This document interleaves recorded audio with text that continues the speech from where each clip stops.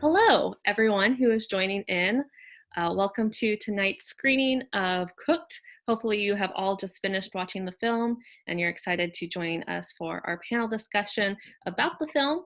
My name is Veronica Johnson. I'm the Sustainability Coordinator at Southwestern University. And with me today is Karen from Huston Tillotson, and we're going to be hosting this event with our lovely panelists, which I'll let them introduce themselves now.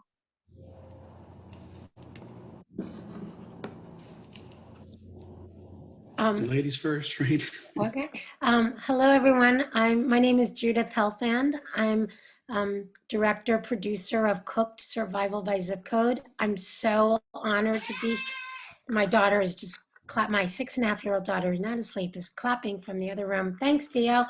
I'm so honored to be here on behalf of my team, my producer, Fennell Doremus, and our impact strategist, Kathy Leichter. We're really thrilled to be here and really look forward to understanding what the movie makes you all think about, given what you all have just been through.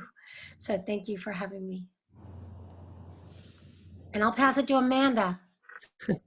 Hi, my name's Amanda Masino. I'm a biology faculty member at Tillotson University, which is a historically Black college in Austin, Texas. I am the chair of the Natural Science Department, and I direct our environmental justice major. So that's my background in this area.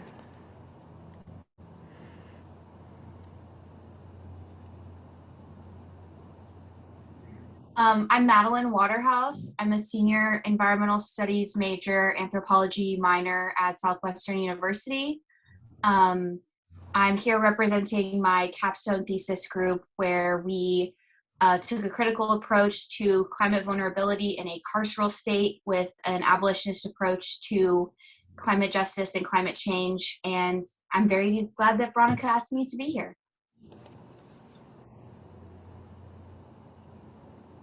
Ray and then Karen.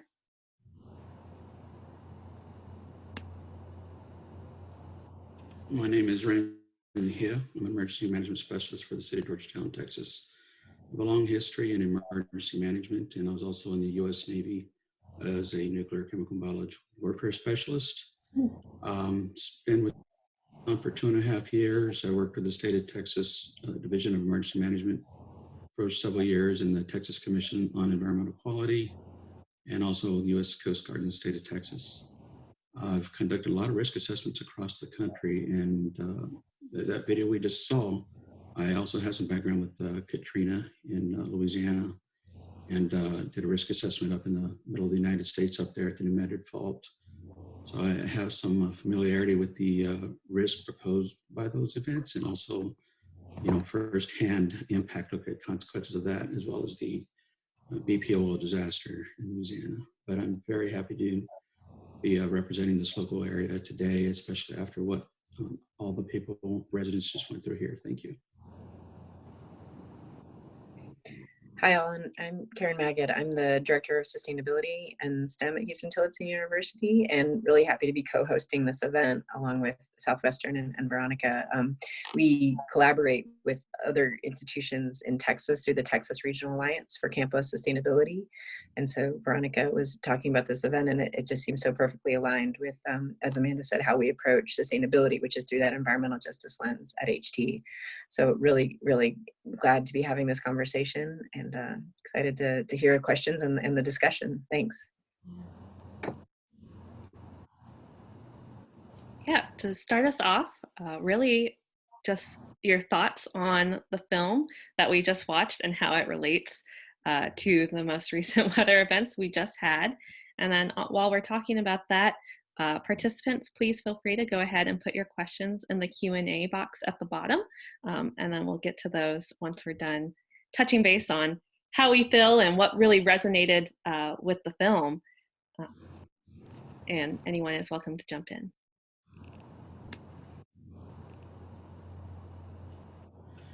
Well, I watched the film twice. I enjoyed it so much the first time. But really, it's because there's some key details, that come out in there that jump out as me as, someone who tries to help the community be prepared. And it's how it's mentioned that, you know, why don't we spend more time ahead of the disaster instead of coming back afterwards? And when I worked for the state of Texas, emergency management, I was a hazard mitigation planning lead for the state. And there are 2 states, you know, across this country that do not specifically talk about climate change. Texas is one of them in the hazard mitigation plan. It's a requirement by FEMA. However, the way we discuss it was kind of use adjustments in climate, adjustments in weather patterns and so forth. So in fact, it is addressed, and we're aware that the impacts to climate change are far-reaching. It's not just hurricanes and storms, but as it affects the different weather patterns, it also causes the storms to react differently. So the new risk plan for the state does, you know, address those factors, and as well as predict increases of risk of various storms. But it doesn't, you know, specifically word it like that. So, you know, we talked a little bit about the mask mandate being lifted at a time when there's a new variant going around that's much more contagious. And, you know, lifting the mask mandate and opening up at the same time is like a double whammy right there. But at the same time, you know, we're working hard to try to increase our vaccinations, but we're also had some challenges. This 2-week weather interruption also impacted that. So there's a whole lot of, you know, ways to look at risk, and depending on the different hazards and how each one of those threats impact different communities and populations differently. So the film focused much on heat, but as a lot of Texas saw, when our power usage overrides what's available, it's not going to things, and populations, you know, who need oxygen generators or breathing machines and other things that are, you know, life essential for them, it starts going out. And, you know, we could have the same thing for this summer during heat if we also have a greater demand for power than we do supply. So, you know, it's very much, you can have the same population impact, but it's by a completely separate event. Thank you. Yeah, I can. I think the thing that stuck out to me the most was painting the picture and the connection between the history of the place and, you know, slavery to segregation to redlining to inequities perpetuated by a host of institutions that affect wealth and health and access and environment. All of that playing into then what happened during the heat disaster itself. That is something I absolutely see in Austin. We see it around the country. We see it globally as a pattern, right? In terms of who's going to be most vulnerable to the impacts of climate change, to the environmental racism that exists globally. And there was, I can't remember now the name of the speaker, but one of your interview subjects said, Chicago is one of the most segregated cities in the United States. I have said that about Austin in talks or like in panels or to my students, because we are. But guess what? So is Chicago, and so is El Paso, and so is Phoenix, and so is a host of, you know, there are so many cities that show this same pattern. And you can look at maps and look at the maps of where people settled, where they were segregated, where the red lines were, and then you can look at diabetes. You can look at heat islands. You can look at life expectancy. If anyone listening is in Texas, we have a really great resource from the Episcopal Health Foundation. They put together a map of life expectancy by census tract. So even more than zip code, like getting even more granular. And if you look for just Episcopal Health Foundation life expectancy, you'll find it. And you can put in your city and look at this map of where, how long you live based on where you live. If you look at the city of Austin, the east side and the west side, divided by the highway that runs north-south, I-35, you have a 20-year gap in life expectancy between some of the areas, some of the census tracts on the east side, which is the segregated, Black, Hispanic area, and then the west side where we have more of the resources. And it's just staggering. And that is its own version of a slow motion disaster that's constantly, it's slow motion over decades, over centuries. And we are so bad at seeing that. We are so bad at recognizing that as urgent. That was something that really stuck out for me with the film. So let me ask you, as I asked in the film, and Raymond, maybe you can help us out being, representing disaster preparedness and disaster management.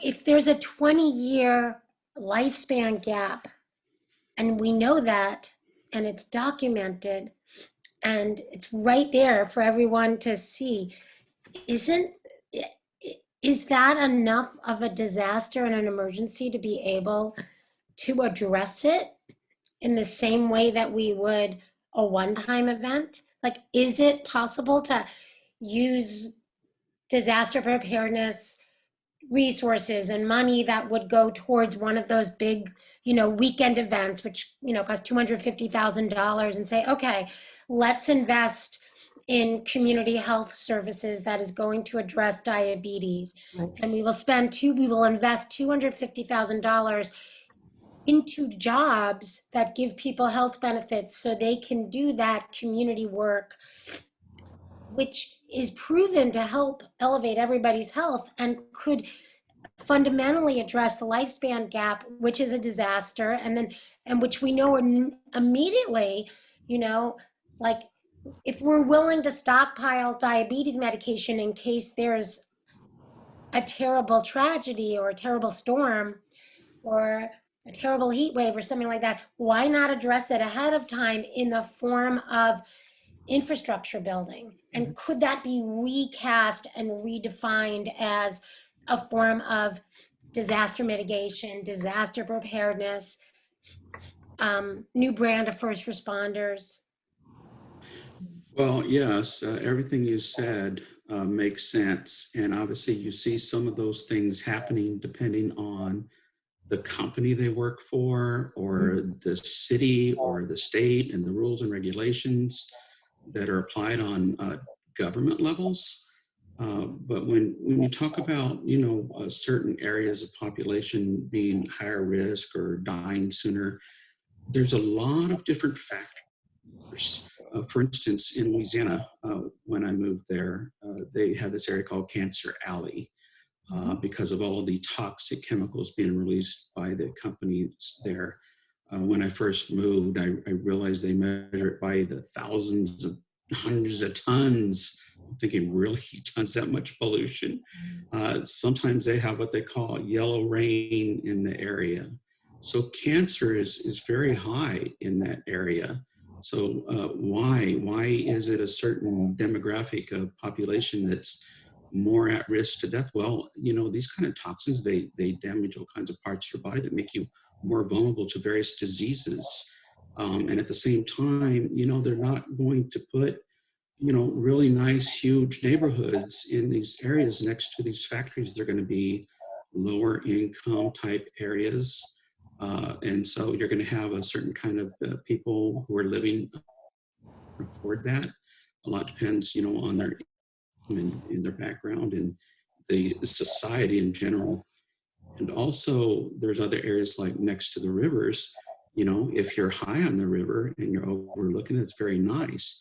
But if you're on the downside of the levee and the levee breaks, now there's another issue, even though you're next to the river and it's not quite so nice. So those areas that are a little more vulnerable to flooding are also more affordable houses.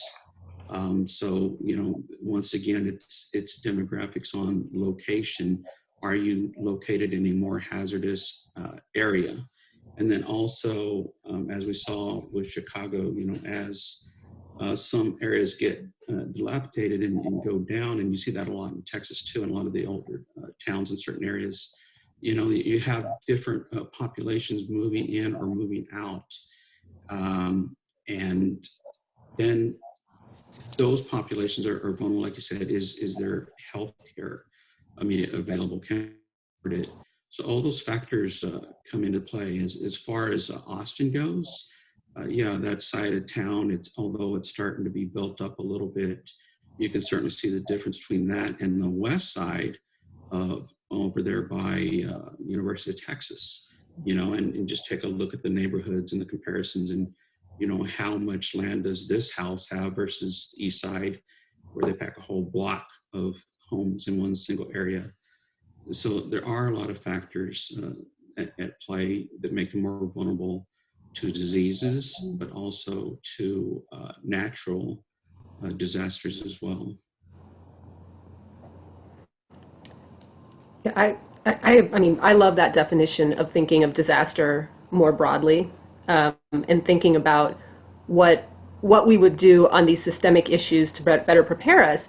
I'm sure now, us as a country and those of us who have now lived through disasters or seen disasters, you're probably familiar with that cycle, right? That they talk about. So you go through the acute phase, and then there's a recovery phase, and then there's a mitigation, and then the sort of planning, the preparedness, right? You're supposed to get to a phase where you're preparing for the next. And I think part of the problem is that our scale is so small. When we think about that, it is for a particular event. So if there's a hurricane, then you go through the cycle to prepare for the next hurricane. As you talked about in the film, you go through the fire, you talk about the response to a fire. But the actual disaster is racism. The actual disaster is systemic inequity. And if you drew the cycle for that, then you absolutely would see that you need to put those resources into the, mitigation, resilience, recovery, and preparedness in those communities that have been impacted the longest. And we tend not to think of it that way. And it's, there's so many political motives in this. I thank you for mentioning Louisiana as an example too, because it's a great example, like Texas, I think, where the regulatory environment for environmental law and for environmental compliance is incredibly weak. And so we have in Texas, right, the Texas Commission on Environmental Quality. The standards are incredibly low for working on any kind of environmental injustices to try to address these sort of siting issues, like the issue of the factories that you just mentioned. Those are governor appointees running the TCEQ. So we need the political pressure, the movement and the political pressure to change the policies, to change the agency, so that we can do things like redefine what a disaster is, focus on inequities in this way.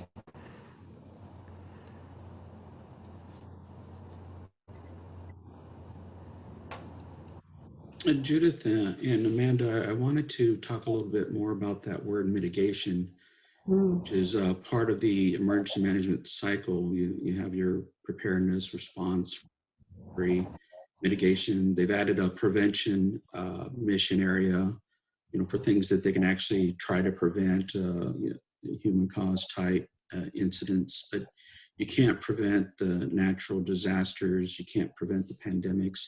But obviously there's things you can do ahead of time. There's actions you can take.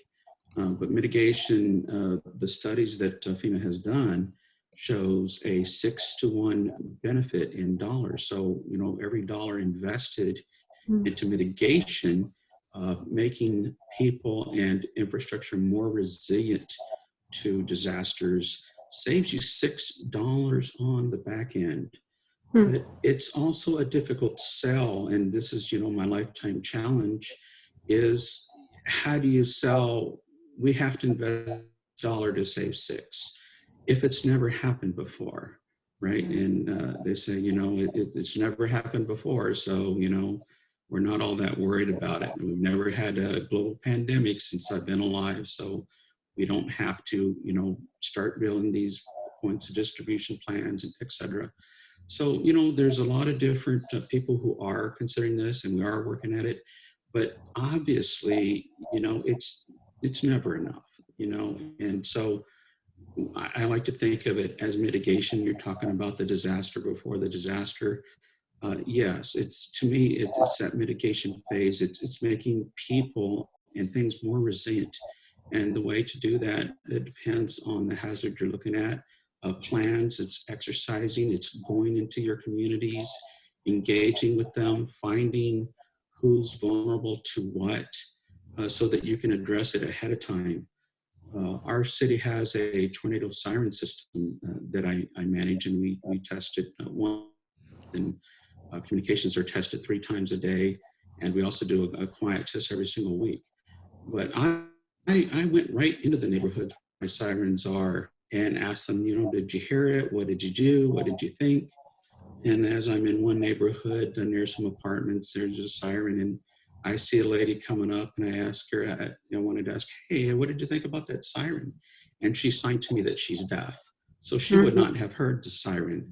And so I have to think, oh, well, how am I going to reach these people, who are deaf? And I find out, that weather radios have a vibrating system and flashing strobes, and they can shake your bed awake if you're a heavy sleeper.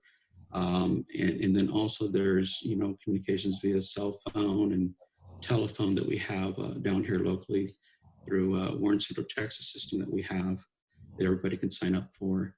And so it's identifying those populations and, what are language barriers to help not just have them notified of an emergency, but how can they better protect themselves, ahead of time. Mm-hmm. Madeline, I'd love to hear about the work that you're all doing. Yeah, absolutely. I'm not currently actively working on this work at the moment. Last semester, 5 of my colleagues and I did conduct our senior thesis capstone project on climate vulnerability in a carceral state. We talked a lot about racial capitalism and climate mitigation, slow violence, and specifically this phenomenon called climate apartheid and eco-apartheid.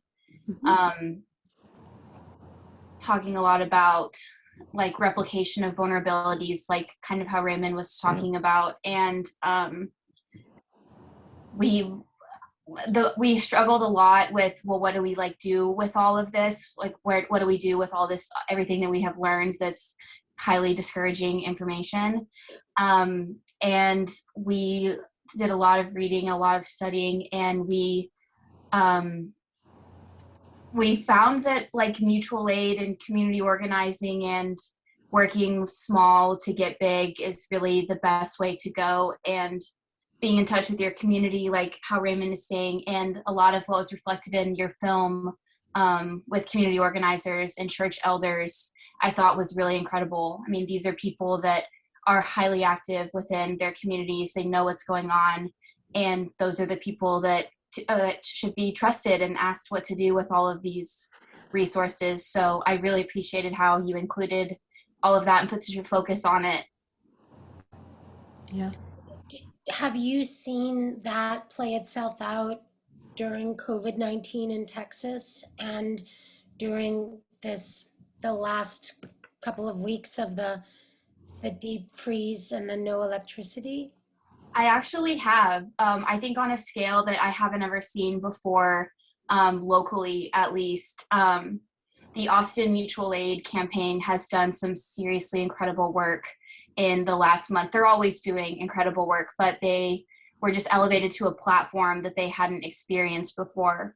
And they spent a lot of time and energy organizing unhoused folks into hotels and feeding them and clothing them and preventing death on a massive scale, quite frankly. And the mobilization that I saw from even the Georgetown community, we're about 25 miles north of Austin, but even then, it was, what can we do to help? Obviously, everyone's snowed in, and we couldn't physically go there, but it was donate to the Venmo, go through your closets, see what you can spare after it is safe to travel. And there's I've never seen social media used in this kind of way before either. I mean, everyone is stuck at home, and cell signal was not great at all, but the networking between different mutual aid groups all across Texas, from the Valley and the RVG all the way to North Texas and Denton, the mutual aid groups really connected on a level and were given access to platforms on a scale that I hadn't seen before. And I know they raised a lot of money. They made a lot of people's lives a lot easier over the past couple weeks and provided relief that state and local and the federal governments were not doing at the time. And I think that really shows where we should be directing energy. Mm-hmm. Yeah. I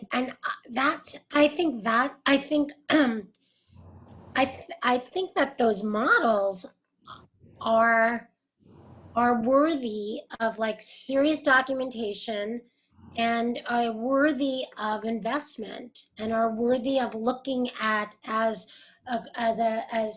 you know, what is that social capital, the capital of social cohesion, the Mm-hmm. importance of social cohesion, and why that is so, you know, that how that can be mobilized, when that can be mobilized. There's no that can be mobilized if someone raises up the idea that, guess what, even during quote unquote peacetime, there's a 20-year difference between the lifespan of people on this side of town and that side of town, and this is how many people are dying every single day from treatable diseases. Like, there could be a way to reframe that with an equity, with an eco-justice lens, I think, and a racial justice lens, and a human justice lens, and maybe even there's a new movement which is reframing racism as a public health crisis, and it's a real movement. It's happening in over 150 jurisdictions all across the country, and those are real declarations that are taking place. And it's a real reframing, in the same way that I question in the movie, can we redefine disaster? And if you redefine disaster, can you redefine disaster preparedness? And can you reallocate the money that we might use, which I think is possible. I don't see why not. But you have such a good example of that. So it's not even it's not a metaphor, it's a reality. So is there a way to channel Homeland Security funds and all those local millions of dollars that are used for disaster preparedness exercises and official declarations of disaster, and the kind of things that we saw take place, like having a major week-long national level exercise? Like, is there a way to do that, but actually do it to address the kinds of inequities that Amanda and Madeline are talking about and that we have seen play themselves out? I think that's the work now, right? I mean, so what Madeline said about Austin Mutual Aid, I mean, we saw that, we saw a massive number of organizations mobilize that way. And, we had Austin Mutual Aid and the Urban League and Fearless First Responders, and we had all of these small groups that connected with each other. A group that I'm associated with, Community Resilience Trust, was one that was basically serving as like connecting groups to groups. So that was their function. Other groups really know their stakeholders really well, and they know the community, and they get in there.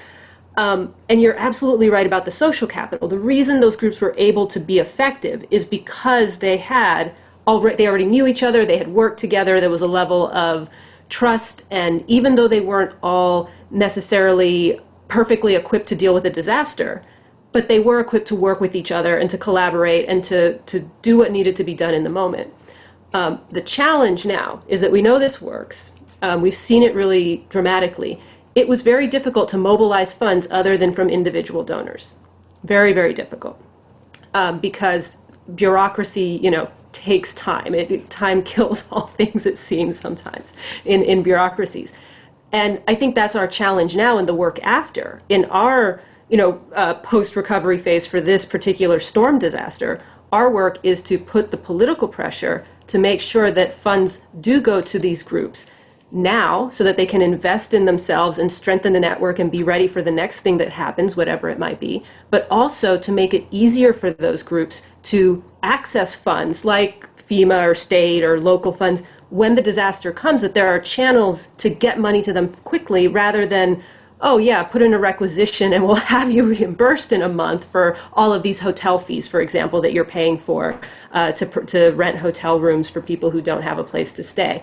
So I think that needs to be part of what we do now. And to some extent, we're doing that with COVID, although it's a slower disaster. But we're seeing the same thing with COVID, that a lot of the groups that are doing the good outreach and getting into communities and educating people about where resources are and delivering resources and talking about, health and masks and vaccination, it's the same groups. It's the ones who know each other, have worked together on a variety of problems over the years. And again, the small groups that are really on the grassroots level, they don't have professional staff to be doing a lot of grants management and fundraising. And so, they are the ones that need the resources, and they also have the most barriers to getting resources through traditional channels. And that is absolutely what the institutions that are a little more structured and established should be doing, is getting together and putting the pressure to get those groups the funding in a sustained way so that they're strong. But I think that if they were rebranded as the new brand of first responders, and they were really recognized for what they have done and do every single day, and the incredible trust that takes years to create, I don't see why they couldn't be brought into those meetings and brought to the table. They're really necessary. And probably more important than the next big red truck. Right.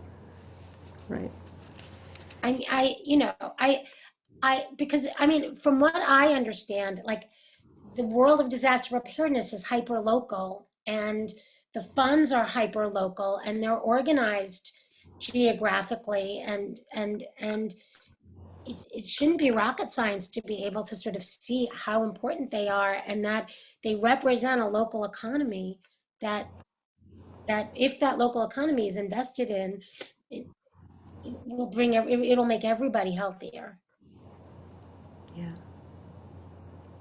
So I want to kind of point out a couple things Amanda and Madeline said about these volunteer groups and people pitching in. I was in Baton Rouge, Louisiana during Hurricane Katrina and Rita, and I was actually in the first community emergency response team that the capital city, Baton Rouge, Louisiana, ever hosted. And I had some background in emergency management. And after the first class, they invited me back to start teaching.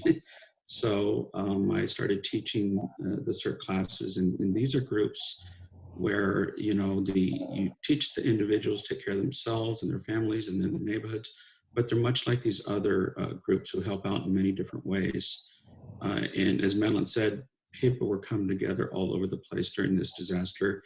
And the same thing happened with our cities. We had the ability to utilize MS Teams and text and other functions that we had, established mostly during COVID. So we had a structure in place, and we were able to respond and share resources like we've never had before. It would have been quite a different on the community, where we're sharing water and butane tanks and generators and heat guns to melt out switches so we can turn the power back on. It's just all kinds of different things. And we're sharing trucks and tire chains and diesel fuel and fuel additives and salt, and started, collaborating with the state and the county and the city all together to work. So it was way beyond the volunteer group. But I want to go back to this volunteer and how important that is. In Louisiana, I got called to the state because I worked as a consultant at the time to try to help them to organize some of these volunteer groups because I was a member of that CERT team. And I went in there and I called every single person, and guess what? They were already all out helping. And so they were already out there. So we set up a phone bank in a conference room, and people started calling saying, I want to help, I want to help, I want to help. And we manned a phone bank center 24/7 for about 12 days straight before the state managed to set up their center and take over. And people were volunteering their time, they're volunteering resources, medical assistance, places to stay, all kinds of things. And the group that I was helping out, we organized these things. We were an unofficial kind of community group organizer, and we started creating lists. And after people saying, I can donate this, and people started calling saying, I need this, and we started connecting the two. And I had one lady who was driving around in her truck with a trailer, just taking donations from site to site, and called me up and said, Ray, my truck's broke. I need some help. You got anybody who can help with a truck or something? Because my truck's down. It just broke. It doesn't run anymore. And I called a local car dealer, and they donated her a big old truck. And she called me and said, you're never going to believe what I'm driving, but I'm pulling my trailer and I'm helping people out. So it's a combination of helping people out through different means, tying, government officials with the community, as you mentioned, how important that is, and working with them during exercises. And we do a lot of that here locally, but not enough, in my opinion. I wish we could do more. But at the same time, what I saw with what the volunteers were doing during Katrina, it was just so much more help than how fast, the federal government could get in there. There's so much difference if we can, understand these resources ahead of time and who's who, and have those contacts and those phone numbers, and, what can you bring to the table, and getting them together like that. So I saw the biggest benefit in those donations ahead of time, these volunteers working together and supporting each other. We have a number of questions in the chat that I want to make sure that we address. So in line with what Ray was just talking about, one of the first questions is, are there any disaster supply vehicles in the Austin, Central Texas area? We sure could have used some of those last week. There are not disaster supply vehicles. The Army National Guard, we have some pre-staged units with various supplies that cities and counties can request help for. One of our challenges was establishing warming centers. When you have no power, they weren't exactly warm. People were opening up places that didn't have food. They weren't prepared to take people. But we opened up a recreation center because even though the building didn't have power quite frequently, at least it was better than a trailer, which is much like a freezer out there when it's -1 degrees with -15 wind chill factor.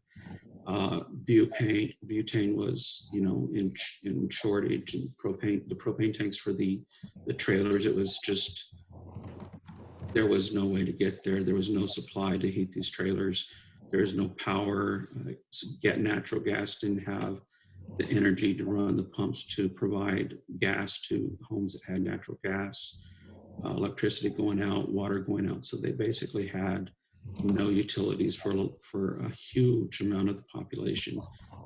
Power was even being shut off at critical facilities, hospitals, emergency operations center, jails, all the people that we would lastly shut off power to. Everybody was being impacted, and not just by the rolling blackouts, but also by the actual damage caused by the ice storms and the trees breaking on power lines everywhere. So, could we get a supply of things? We had to put snow chains on our emergency ambulance fire vehicles to get through, and send a sand truck with snow chains in front of them to send sand and de-icer, and had to work in tandem to get vehicles to save lives. So it was not easy to even traverse the roads to get any needed supplies anywhere. It had to be an extreme life-threatening situation to even get an ambulance to a house, because our sand trucks were literally sliding off the road. Our ambulances were being stuck in the ditches, and even stuck at the hospitals because they couldn't get back up the ramp because of the ice. And so, it was difficult to get any supplies anywhere. A lot of people don't realize that the ice was so bad, the power was out, that even some of our radio towers were being impacted, including our 911 dispatch temporarily. Some of the backup generators, that's Plan B, wouldn't work because the diesel fuel started to gel and they didn't have that fuel stabilizer in there. It's not something that's typically used in this part of Texas. So, a lot of people say, well, the North can handle this just fine. Well, their infrastructure is quite different. Right. It's built different, it's installed different, and they're prepared for things that they encounter. Whereas this has never happened like this in Texas. Every single county in the state is declared by FEMA by this disaster, and that has never happened before. The next question is aimed to Judith. As someone who was not necessarily part of the communities that were focused on the film, did you feel welcomed by those communities? Did they seem to want to have their stories told? And do you keep up with any of the community organizers featured in the film?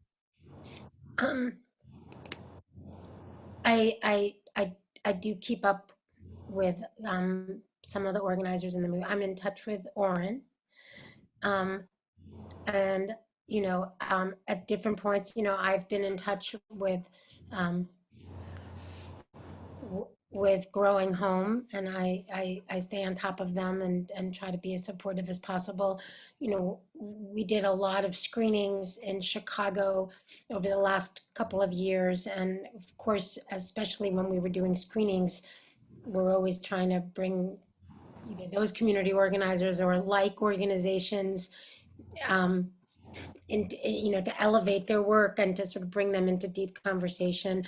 And specifically try to leverage that story and the thinking and the big questions that we're asking at this moment in time, and question, is it possible to rebrand the work of these community-based organizations who, right now in the time of COVID are working, as rapid responders and addressing, food and water and PPP and masks, and vaccination and essential and very, very, very essential work that I think should be reframed and invested in major ways. I mean, in terms of the stories that you saw told, yeah, people wanted us to tell those stories. I think there was resistance in a few places here or there, but in general, this is a story that that people learned a lot from, and that is a very painful moment in Chicago history, and I think people appreciated the opportunity to reflect on it and to put it in context and to see the kind of juxtapositions and connections that I was trying to make. And I'm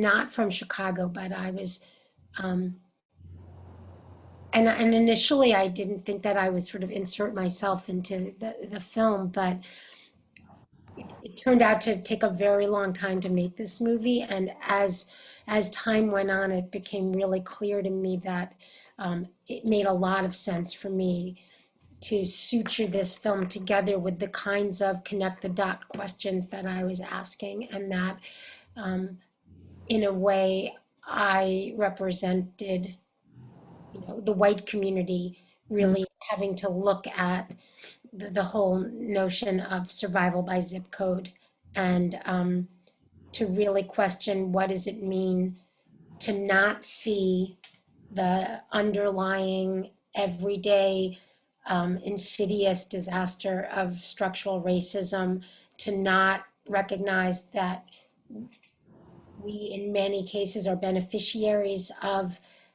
segregation and beneficiaries of that system, and it's very easy to not see if you live in a segregated society. It's very easy to not see. You can make that work for you. It can work for you. It can happen very, very, very easily. And so I felt like the juxtapositions that I make cinematically and the juxtapositions that I was seeing and being able to kind of parse out was something that I needed to do very consciously in the film, so that other of my community members, my Jewish community, and any of the communities that I brought the film to would be able to kind of see themselves in the story, and insert themselves into this, and ask the same questions that I was asking.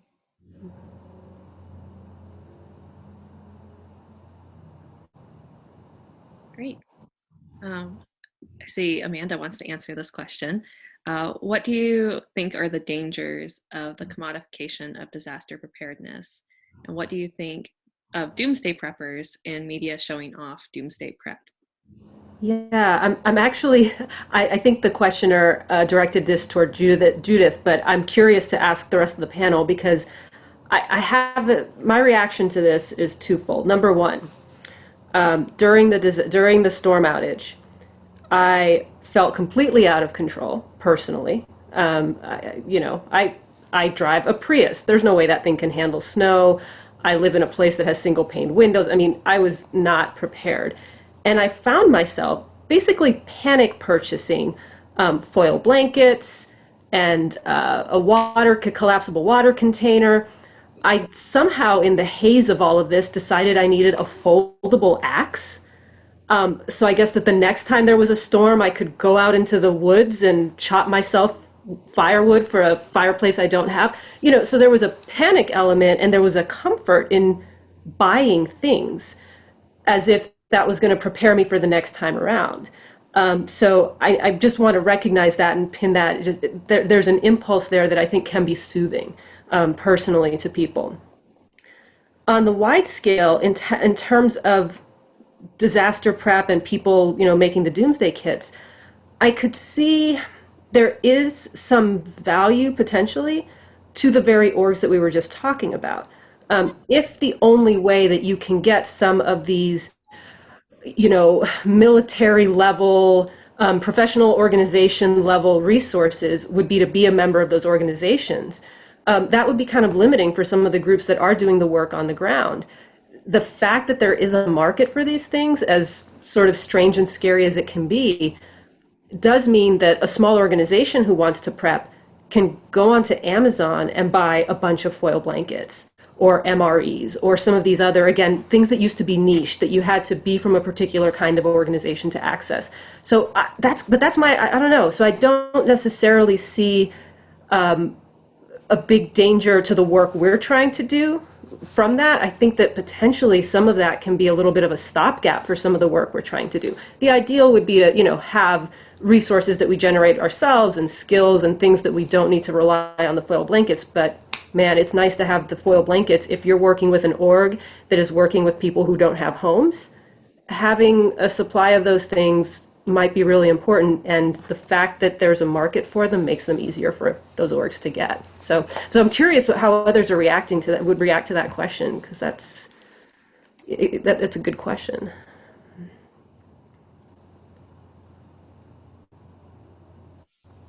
I hate to be taking advantage of everybody's time as much as I am, but that is something that those basic necessities that, we teach in these emergency response team classes. Do you have fresh water? Do you have batteries for lights? I'm going to show you. Can you all still hear me? I just pulled my earplug out. But I wanted to show you that, I had to try to teach my wife, like, I have this little flashlight here and you just pull it up and it works kind of like a lantern that fast. And if you have it next to your bedside at night, when power goes out, maybe you'll prevent yourself from stumbling on something and, breaking an ankle or something. So you have to practice these things. I told her, make sure you fill the tub with water because we could lose water supply. And sure enough, our pipes froze outside the house that supply our house. Fortunately, they didn't break, but we didn't have water for several days. And the power was in and out and uncertain. And that's the only way we could heat our home. But fortunately, we had a fireplace. And Amanda, as you say, we used our last log that we had trying to keep our house warm. But at least it provided some level of comfort. And I had to leave my family to deal with this, knowing that they were going to have some challenges. And when I came back and, the restroom started smelling like the Love's truck stop, I realized that although we put water in the tub, my wife didn't realize that tub water was there to flush the toilet. So, it's just, oh, well, that's what that's for. And why didn't you tell me earlier? So there's some basic things you can do to, help protect yourself and your family. But then, you got to look at the larger scale, why on a community level is something more vulnerable. But, when it comes to things like language barriers, and we teach these basic things to populations to do these little simple things that they can get you through the night safely, are these people with language barriers, getting the same message?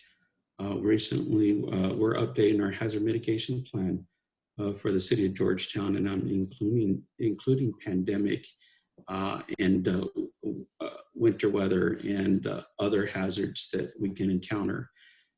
But when we did a community survey, we did it in both English and Spanish, and we only had 2 responses in Spanish, even though we did extra outreach to include handheld pamphlets and a special conference. So, why is that representative of our city? Only 2, is that the right percentage?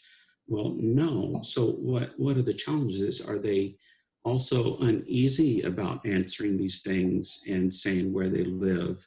Is there something inhibiting them from taking advantage of, reporting their damage or asking for federal assistance?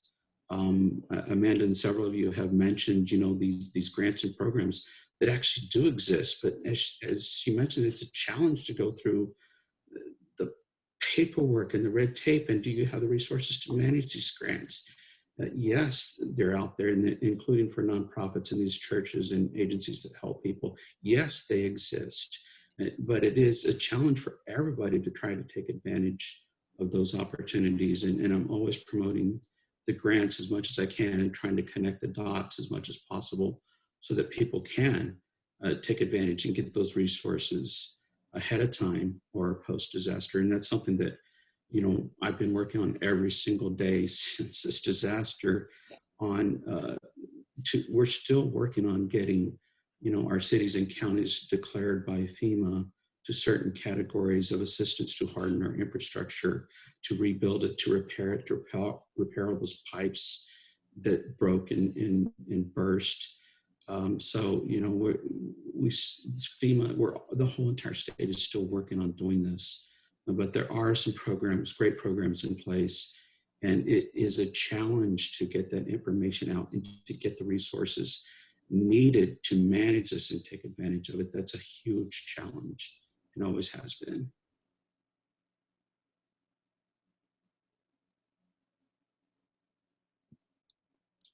So I'll let Madeline touch on before we get to the next question. Okay, are you sure? I was gonna change it to another question. Okay, so this is from a question from Sophia. In the film, a lot of emergency management officials interviewed were from the military. She interned at TCEQ's emergency management support team last summer, and there was a lot of former military people on the team as well. Do you think putting people with a military background in charge of emergency management takes the focus off prevention, just as a consequence of the mindset they come in with?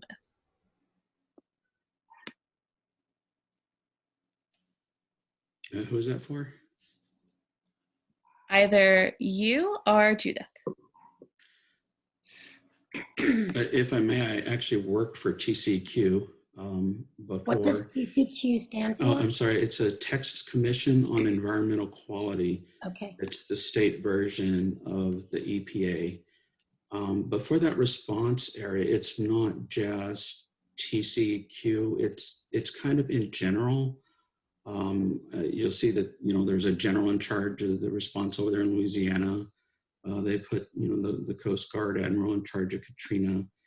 And, there's pros and cons to this.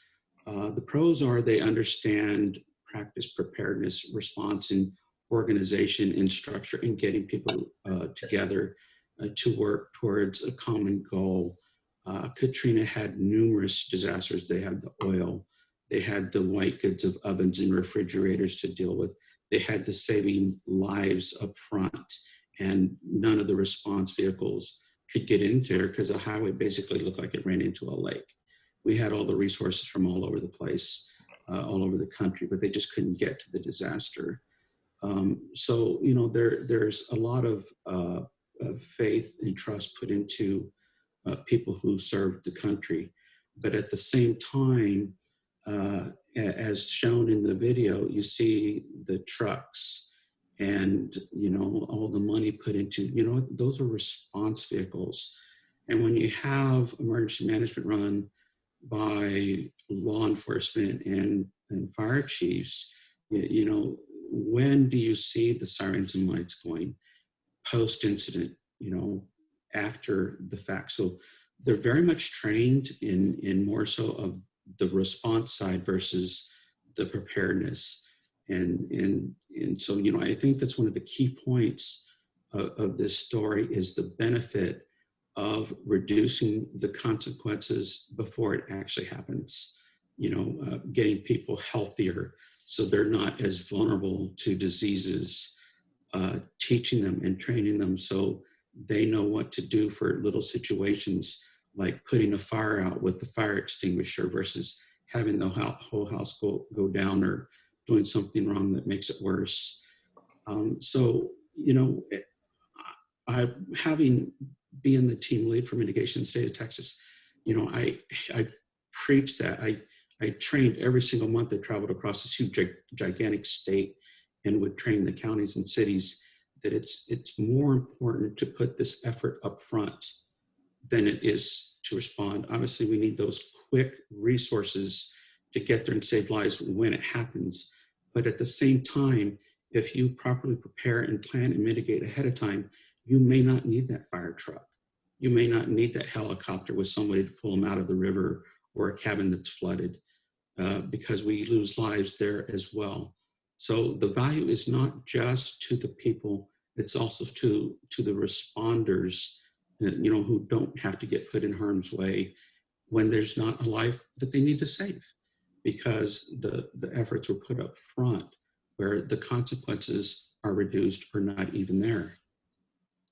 And I would just add that, I actually think that if we invested in our libraries and the people who work and we thought about like libraries and we thought about these mutual aid organizations and the community-based organizers who might be urban gardeners or might be people that are doing after school homework intervention or might be community health workers dealing with diabetes. Like they might have lots of different ways of intersecting with community.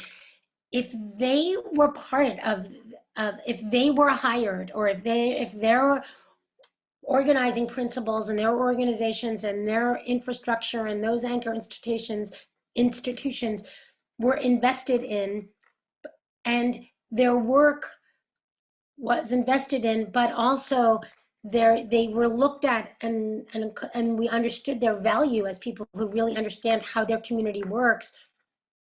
And they got to have a seat at the disaster preparedness table and they could bring their understanding and intuition and gut sensibilities to how their community functions and dysfunctions I think they might have some very different and ingenious approaches, and that money would be spent really, really well.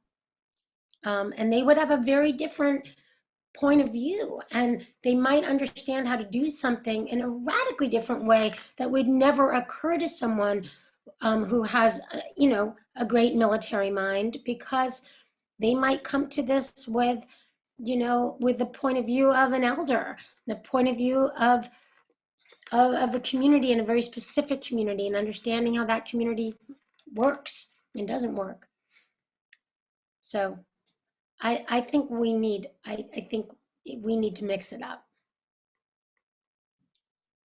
I have to also add, Judith, that's also just like heavily operating under the assumption that anyone at the table is ready to recognize the climate crisis as a climate crisis and not isolated events that just like seemingly happen to people and wreck communities every now and then, that is being actively perpetuated by the US military specifically.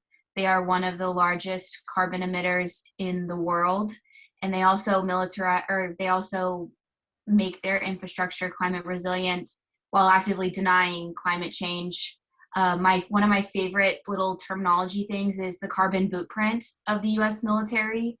And I'm definitely wary of having a heavy military presence in some of these conversations, even if the people in the room are have only good intentions and like are the very best of the US military in that room. You are still representing and operating within an institution that is highly problematic within the climate crisis.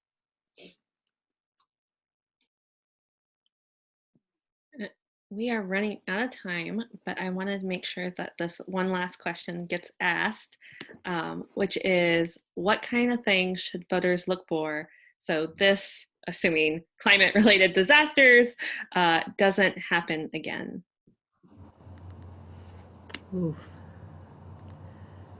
Well, I would say you want to look for people who are community organizers or understand the value of community and collective action. People who center and give voice to the people who are closest to the pain, and not just invite folks to table, but build tables for those people and then invite others, because they should be the ones in charge. I would say, candidates who have a track record of talking and acting on inequity and justice is absolutely critical. And as a scientist, I have to say that you need someone who understands data, who understands science, and who values that in a way that directs their policy and their direction. If you don't see that, if you see distrust or skepticism of data and science and transparency, that is a massive red flag. So those are just some of the things that pop into mind. I love that you said that, Amanda. It reminds me very much of a panel not very much unlike this one that I was fortunate enough to attend last semester with Angela Davis and with Adrienne Marie Brown, two legendary feminist community organizers. And they said that you set the bar low for entry and you raise expectations once you're in the door. And I think that is really incredible. And that we need to make new tables, obviously what we have going isn't working and it needs to be reimagined and revitalized.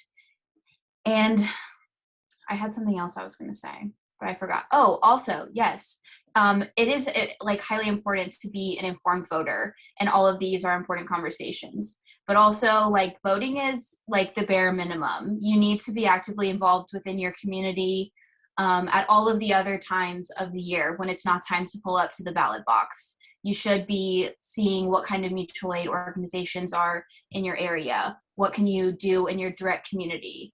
Those are lifelong pursuits that will better you and better your community, that are probably more impactful than your vote in one election one time.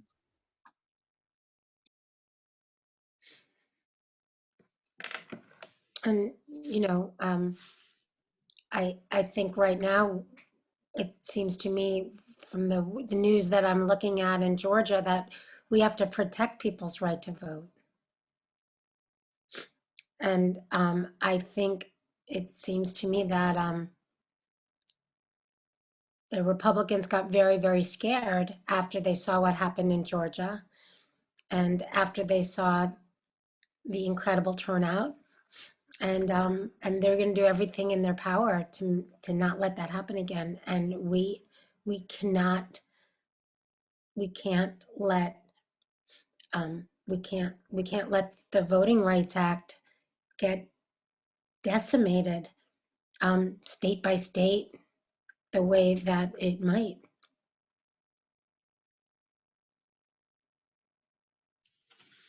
So to add to what you're saying there, one opportunity for the community to keep their voices heard is at city council meetings. So, you know, those are, you know, around the year opportunities where you can talk about different issues and challenges and have your voices heard. So those are really good ways at the local level, you know, to get that information out there, that whereas they might not otherwise hear it through the normal channels. So those are always good opportunities at those council meetings. Great. Well, thank you all for such a wonderful discussion. I hope everyone who watched the film enjoyed it. And then I will be posting this panel discussion to YouTube for those who were unable to attend tonight so that they can watch it as well. Do you have any final thoughts, or shall we say goodnight? Nothing? Okay. Well, good night, everyone. I just hope go ahead. you all are able to stay safe, and I hope that I hope that what everyone went through last week was a lesson. Well, it can turn, you know, that the incredible work that all the local community organizations did to help people stay as safe to the extent that they were able to is recognized and invested in, and I hope that it serves as an important model for the future. And I was so moved by what, you know, each of you said, and Amanda, I was so moved to hear how you translated the story of Cook survival by zip code right onto right directly on top of Austin. It's exactly what we want to be able to see the movie do, and how we want it to be used. So thank you so much to all of you and to your work. And you know, we would love to collaborate in any way that we could in the future. So, thank you. Thank you. Thank you. When I was invited to this panel, I didn't realize we were going to have the filmmaker with us at first. And I was so excited when I realized that you were actually going to be on the panel with us. So thank you for your time. It's a big opportunity to actually, you know, speak to the creator and not just be reflecting on the piece of work on our own. So thank you for joining us. My pleasure, my privilege. Yeah, I wish more people had your insight, Judith, because seeing is believing, and otherwise, you know, it's a challenge for a lot of people to realize the devastation and the impacts unless they've seen it firsthand. So, you know, these panels and that video is certainly helping it to bring to light what could happen to those that have no idea, you know, the impacts and how certain people are affected, you know, more than others for all kinds of reasons. And this brings it to light, and that's very important. Thank you for allowing me to be a part of this panel. And anybody's welcome to reach out to me for any additional questions if I can help. All right. Well, I still think it's possible to redefine disaster preparedness and the new brand of first responders. So thanks for being open to the idea and the reframe. I mean, Yeah. Well, if you want to make the sequel, Frozen, Death by Aircot, you're more than welcome to come to Texas and I think Good someone in town. Texas could do that.